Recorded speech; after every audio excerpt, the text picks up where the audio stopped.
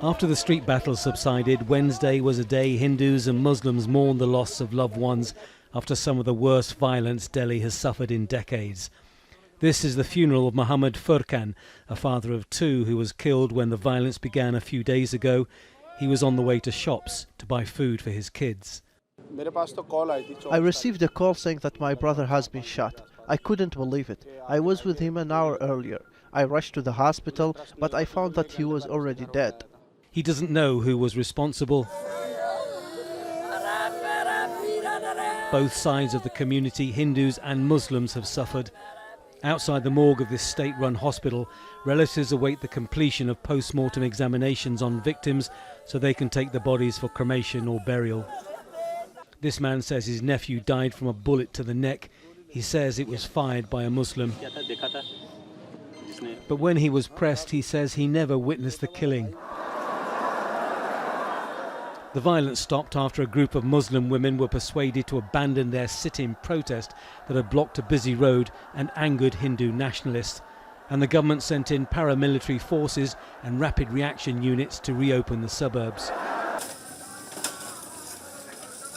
The death toll is rising and hundreds of injured people are being treated in 3 local hospitals. Many of the dead are said to have died from bullet wounds. It's not clear who was responsible. There was a physical cost too.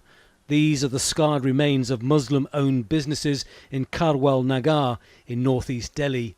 Some people have lost everything. The major violence may have stopped, at least for now, but it's been so damaging that the question is, how long will it take communities, both Muslim and Hindu, to heal? And how can they ever fully restore trust? Lawyers have started the legal process for those who were responsible for inciting the violence to face justice. The protests against a new citizenship law, which started in December, were joined by people from all religions and minorities across India. There is a concern now that Hindu nationalists may try and turn this into a religious issue. See, I am seriously concerned about it. This is the place from where this entire movement is going to be given a religious shape, which is in fact not. After 3 days of silence, Prime Minister Narendra Modi sent out a tweet calling for calm and for peace and harmony to be restored.